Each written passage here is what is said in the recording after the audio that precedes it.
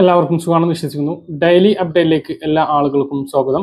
നാളെ മാർച്ച് 31 തുടർന്നുള്ള ദിവസങ്ങളിലും നിങ്ങൾ ശ്രദ്ധിക്കേണ്ട വളരെ പ്രധാനപ്പെട്ട കാര്യങ്ങളാണ് ഈ ഒരു വീഡിയോയിൽ വ്യക്തമാക്കുന്നത്. വീഡിയോയുടെ വിശദാംശങ്ങളിലേക്ക് കടക്കുന്നതിന് മുമ്പ് കൂടുതൽ ആളുകളിലേക്ക് ഇൻഫർമേഷൻ എത്താൻ ഷെയർ ചെയ്യുക, ലൈക്ക് ചെയ്യുക. ഫേസ്ബുക്കിലൂടെ കാണുന്ന ആളുകൾ ഫോളോ ചെയ്യുക. വീഡിയോയുടെ വിശദമായ വിവരങ്ങളിലേക്ക് വരാം. കാത്തിരുന്ന സാമൂഹ്യ സുരക്ഷാ ക്ഷേമ പെൻഷൻ വിതരണം ആരംഭിച്ചിരിക്കുകയാണ്. മാർച്ച് മാസത്തെ 25 വിതരണം ചെയ്തു തുടങ്ങും എന്ന് പറഞ്ഞ പെൻഷനാണ് ഇന്ന് 30 മുതൽ വിതരണം ആരംഭിച്ചിട്ടുള്ളത്. മാർച്ച് ഏപ്രിൽ മാസത്തെ 4000 രൂപയുടെ വിതരണമാണ് 2 ഗഡുക്കളായി ബാങ്ക് അക്കൗണ്ടുകളിലേക്ക് വിതരണം ആരംഭിച്ചിട്ടുള്ളത്. എന്നാൽ ചില ആളുകൾക്ക് ബാങ്ക് അക്കൗണ്ടുകളിലേക്ക് 1 ഗഡു മാത്രമാണ് ലഭിച്ചിട്ടുള്ളത്.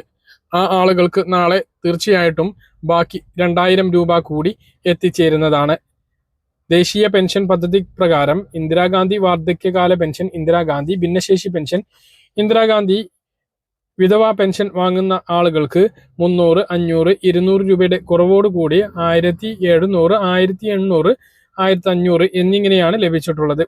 ബാക്കി തുക വിതരണം ചെയ്യുന്നതിന് ആവശ്യമായ തുക കൂടി സംസ്ഥാന സർക്കാർ അനുവദിച്ചിട്ടുണ്ട്. അത് വിതരണം ചെയ്യാൻ സംസ്ഥാന സർക്കാരിന് അവകാശമില്ലാത്തതുകൊണ്ട് തന്നെ കേന്ദ്ര ഏജൻസി വിതരണം ചെയ്യണം. അതിൻ്റെതായിട്ടുള്ള കാലതാമസം ഉണ്ടാകും. ഒരാഴ്ചക്കുള്ളിൽ ആ ബാക്കി തുക കൂടി അക്കൗണ്ടുകളിലേക്ക് എത്തിച്ചേരുന്നതാണ്. ഇപ്പോൾ കയ്യിൽ പെൻഷൻ വിതരണം കാത്തിരിക്കുന്ന ആളുകൾക്ക് ഒരു ചെറിയ താമസം കൂടി ഉണ്ട് എന്നുള്ളതാണ് ഏറ്റവും പ്രധാനപ്പെട്ട കാര്യം. മാക്സിമം ഇത് താമസിപ്പിച്ചത് കൊണ്ട് തന്നെ 9 ഇലക്ഷൻ നടക്കുന്നതിന് തൊട്ടു മുമ്പ് ഇത് വിതരണം, അതായത് 25 ലക്ഷത്തോളം ആളുകൾക്ക് എത്തിച്ചേരുക എന്നുള്ള ഒരു മുൻവിധിയുടെ അടിസ്ഥാനത്തിൽ മാക്സിമം ഇത് താമസിപ്പിച്ചിട്ടുണ്ട്. ഇനി ട്രഷറി ബന്ദാണ്. 2 ദിവസം ട്രഷറി ഉണ്ടാകില്ല. 1 മുതൽ ട്രഷറി പ്രവർത്തിക്കില്ല. 4 മുതലായിരിക്കും ട്രഷറി പിന്നീട് പ്രവർത്തിക്കുക. സഹാവ്യാഴം, ദുഃഖവെള്ളിയും സാമ്പത്തിക വർഷ ആരംഭം ഒക്കെ കൂടിയായിട്ട് ആ ഒരു പ്രയാസമുണ്ട്. സർവീസ് സഹകരണ സംഘങ്ങളിലേക്ക് ലിസ്റ്റ് ഇന്ന് ഉച്ചവരെ എത്തിയിരുന്നില്ല. ലിസ്റ്റ് എത്തി, അതുപോലെ തന്നെ ട്രഷറി മുഖാന്തരം പണം കൈമാറി കിട്ടിയാൽ മാത്രമേ വീടുകളിലെത്തി ഈ പെൻഷൻ തുക വിതരണം ചെയ്യാൻ കഴിയുകയുള്ളൂ. അതുകൊണ്ട് തന്നെ അത് കിട്ടാത്തത് കൊണ്ട് അതിൻ്റെതായിട്ടുള്ള കാലതാമസം ഉണ്ടാകും. ഇനി നാളെ ഒരു അവസാന ദിവസമാണുള്ളത്. ആ ദിവസത്തിൽ ട്രഷറി മുഖാന്തരം പണം കൈമാറി കിട്ടുകയാണ്. പിന്നീടുള്ള ദിവസങ്ങൾ അവധി ദിവസങ്ങൾ ആണെങ്കിൽ പോലും ആ ഒരു തുക വിതരണം ചെയ്യുന്നതാണ്. എന്തായാലും നമ്മൾ കാത്തിരിക്കാം. പെൻഷൻ ഇപ്പോൾ വിതരണം സംസ്ഥാനത്ത് ആരംഭിച്ചിട്ടുണ്ട്. കിട്ടിയിട്ടുള്ള ആളുകൾ താഴെ ഒന്ന് കമന്റ് ആയിട്ട് രേഖപ്പെടുത്തുക. കെട്ടിട നിർമ്മാണ തൊഴിലാളി പെൻഷൻ 5 മാസത്തേതാണ് വിതരണം ആരംഭിച്ചിട്ടുള്ളത്. 1600 5 തവണകളായിട്ടാണ് ലഭിക്കുക. അത് കിട്ടിയിട്ടുള്ള ആളുകൾ, ഒന്നിൽ കൂടുതൽ കിട്ടിയിട്ടുള്ള ആളുകളും താഴെ ഒന്ന് കമന്റ് ആയിട്ട് അറിയിക്കുക. പ്രവാസി പെൻഷൻ കിട്ടിയിട്ടുണ്ടെങ്കിൽ അറിയിക്കുക. ക്യാൻസർ രോഗികൾക്കും ഈ ഇലക്ഷന് മുമ്പ് പെൻഷൻ ഉണ്ട് എന്നാണ് അറിയാൻ കഴിഞ്ഞിട്ടുള്ളത്. അടുത്ത അറിയിപ്പ്, സംസ്ഥാനത്ത് റേഷൻ വിതരണം നാളെ അവസാനിക്കും. ഇനിയും ഈ മാസത്തെ റേഷൻ വാങ്ങാത്ത ആളുകൾ പോയിട്ട് വാങ്ങണമെന്ന് ഓർമ്മിപ്പിക്കുന്നു. ഏപ്രിൽ 1 മുതൽ വിഷു, ഈസ്റ്റർ ഫെയറുകൾ ആരംഭിക്കുകയാണ്. ഏപ്രിൽ 1 മുതൽ 14 വരെയാണ് ഫെയറുകൾ സംഘടിപ്പിക്കുന്നത്. സപ്ലൈകോ, മാവേലി സ്റ്റോറുകൾ ഒഴികെയുള്ള വിൽപ്പനശാലകൾ ഈസ്റ്റർ വിഷു ഫെയറുകളായി പ്രവർത്തിക്കും. വിഷു കൈനീട്ടമായിട്ട് 16 അവശ്യ സാധനങ്ങൾ അടങ്ങിയിട്ടുള്ള വിഷുക്കണി പ്രത്യേക കിറ്റ് സപ്ലൈകോ വഴി ലഭിക്കുന്നതാണ്. വിഷുവിനോടനുബന്ധിച്ച് ഒരുക്കിയിട്ടുള്ള ഈ കിറ്റ് വാങ്ങുന്നതിന് 1001 രൂപ നൽകിയാൽ മതി. 1250 രൂപയുടെ സാധനങ്ങളാണ് ഉള്ളത്. 16 ഇനങ്ങൾ അടങ്ങിയിട്ടുള്ള സാധനങ്ങളാണ്.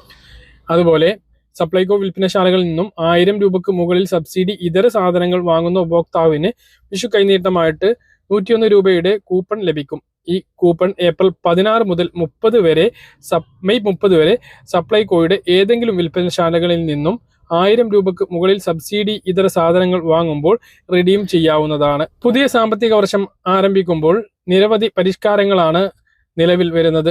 ആദായനികുതി, പാൻ കാർഡ് നിയമങ്ങൾ, ബാങ്കിംഗ് പരിഷ്കരണങ്ങൾ, ശമ്പളവുമായി ബന്ധപ്പെട്ട ആനുകൂല്യങ്ങൾ, യാത്ര കാര്യങ്ങൾ തുടങ്ങി ഏപ്രിൽ 1 മുതൽ ശ്രദ്ധിക്കേണ്ട പല കാര്യങ്ങളുമുണ്ട്. അവയാണ് ഇനി പറയുന്നത്.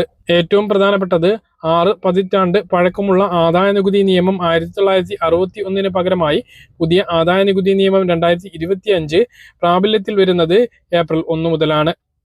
ആദായ നികുതി നിയമം 2025 എന്നാൽ നികുതി നടപടികൾ കൂടുതൽ എളുപ്പമാക്കുന്നതിനായാണ് പരിഷ്കരിച്ച ആദായ നികുതി നിയമം 2025 നിലവിൽ വരുന്നത്.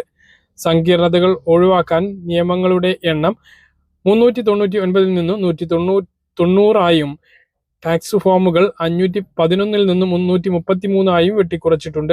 സാമ്പത്തിക വർഷം, ഫിനാൻഷ്യൽ ഇയർ, അസസ്മെന്റ് ഇയർ എന്നിവയിലുള്ള ആശയക്കുഴപ്പങ്ങൾ ഇനി ഉണ്ടാകില്ല. പകരം ടാക്സ് ഇയർ എന്നീ ഏകീകൃത സംവിധാനം നിലവിൽ വരികയാണ്. ഏപ്രിൽ 1 മുതൽ പഴയ ആദായ നികുതി ഫോമുകൾക്ക് പകരം പുതിയവ നിലവിൽ വരുന്നതുമാണ്. മറ്റൊരു മാറ്റം ശമ്പളക്കാർക്കുള്ള TDS സർട്ടിഫിക്കറ്റിനുള്ള പഴയ ഫോം 16 ഇനി മുതൽ ഫോം 130 ആയിരിക്കും. ശമ്പളത്തിന് പുറമേയുള്ള വരുമാനത്തിനുള്ള TDS സർട്ടിഫിക്കറ്റിനുള്ള പഴയ ഫോം 16A ഇനി മുതൽ ഫോം 131 ആയിരിക്കും. നിക്ഷേപ വിവരങ്ങൾ തൊഴിലുടമക്ക് നൽകാനുള്ള പഴയ ഫോം 12BB ഇനി മുതൽ ഫോം 124 ആയിരിക്കും. വാർഷിക നികുതി വിവരങ്ങൾ AIS നൽകുന്നതിനുള്ള പഴയ ഫോം 26AS ഇനി മുതൽ 168 ആയിരിക്കും. മറ്റൊരു കാര്യം, ഫോം 30 തൊഴിലുടമകൾ ജൂൺ 15-നകം നൽകേണ്ടതുണ്ട്. ഇതൊരു സിസ്റ്റം ജനറേറ്റഡ് ആയിരിക്കും. ട്രാസസ് പോർട്ടലിൽ നിന്നും ഇവ ഡൗൺലോഡ് ചെയ്യാവുന്നതാണ്.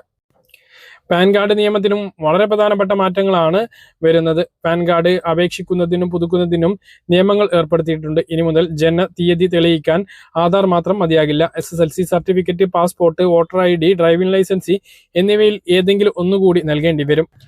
പാൻ കാർഡിലെ പേര് ആധാർ കാർഡിലെ പേരുമായി കൃത്യം ചേരേണ്ടതുണ്ട്. പാൻ കാർഡിൽ നിന്നും പിതാവിൻ്റെ പേര് നീക്കും.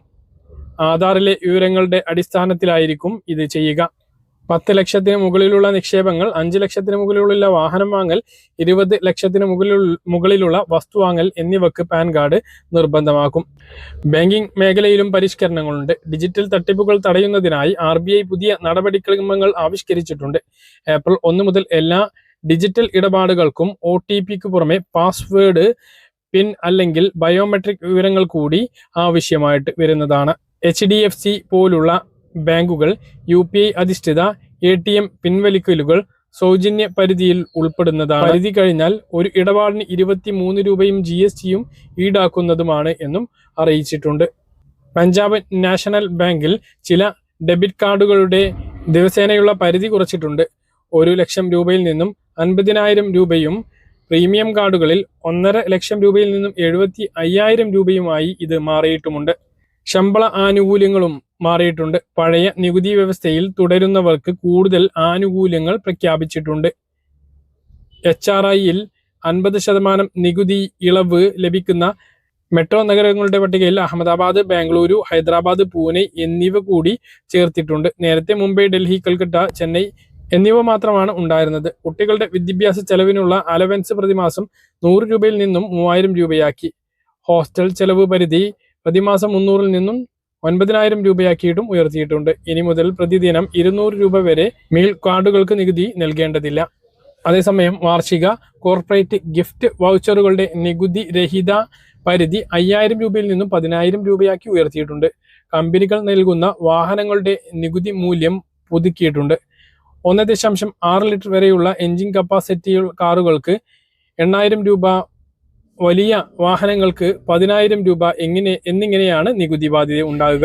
യാത്രയുമായി ബന്ധപ്പെട്ട മാറ്റങ്ങളുമുണ്ട്. റെയിൽവേയുമായി ബന്ധപ്പെട്ട ഏറ്റവും പുതിയ പരിഷ്കരണം, ട്രെയിൻ പുറപ്പെടുന്നതിന് 8 മണിക്കൂർ മുമ്പ് ട്രെയിൻ ടിക്കറ്റ് റദ്ദാക്കുകയാണ് എങ്കിൽ റീഫണ്ട് ലഭിക്കില്ല എന്നതാണ് ഏറ്റവും പ്രധാനപ്പെട്ട കാര്യം. 4 മണിക്കൂറായിരുന്നു നേരത്തെ ഇത്. 8 മുതൽ 24 മണിക്കൂറിന് മുമ്പ് റദ്ദാക്കുകയാണെങ്കിൽ 50% റീഫണ്ട് ലഭിക്കും. അതേപോലെ വിദേശ യാത്ര പാക്കേജിലുള്ള TCS 5 20%-ൽ നിന്നും 2%-ആക്കി കുറച്ചിട്ടുണ്ട്. ദേശീയ പാതയിലൂടെ സ്ഥിരമായി യാത്ര ചെയ്യുന്നവർ അറിഞ്ഞിരിക്കേണ്ട പുതിയ മാറ്റവും ഉണ്ട്. ഫാസ്ടാഗ് വാർഷിക പാസ് നിരക്ക് 3,000 നിന്നും 3,075 രൂപയാക്കി ഉയർത്തിയിട്ടുണ്ട്. മറ്റൊന്ന്, പശ്ചിമേഷ്യൻ യുദ്ധ സാഹചര്യത്തിൽ ആഗോള ഇന്ധന വിലയെ അത് കാര്യമായി ബാധിച്ചതുകൊണ്ട് തന്നെ LPG, CNG, PNG എന്നിവയുടെ വിലയിൽ ഏപ്രിൽ 1-ന് വലിയ മാറ്റം ഉണ്ടാകാനുള്ള സാധ്യതയുണ്ട്. പാചകവാതക വില ഇനിയും ഉയരും ഏപ്രിൽ 1. സാമ്പത്തികമായി ശ്രദ്ധിക്കേണ്ട ഏറ്റവും പ്രധാനപ്പെട്ട കാര്യങ്ങൾ ഈ മാസം, അതായത് ഏപ്രിൽ 1 മുതൽ ശ്രദ്ധിക്കേണ്ട കാര്യങ്ങൾ ഇവയാണ്. മാസം ആദ്യ ദിവസങ്ങളിൽ പെസഹ-വ്യാഴം, ദുഃഖവെള്ളി അവധികളും പിന്നീട് 15-ന് ഈസ്റ്റർ അവധിയും വരാനുണ്ട്.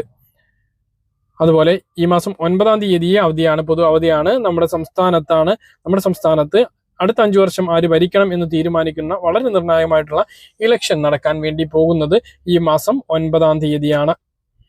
പറഞ്ഞ കാര്യങ്ങൾ കൃത്യമായിട്ട് മനസ്സിലാണെന്ന് കരുതുന്നു. ഇതുപോലുള്ള ഇൻഫർമേഷനുകൾക്ക് ഫോളോ ചെയ്യുക, സബ്സ്ക്രൈബ് ചെയ്യുക. മറ്റൊരു വീഡിയോയുമായി നമുക്ക് വീണ്ടും കാണാം. ഇതുവരെ.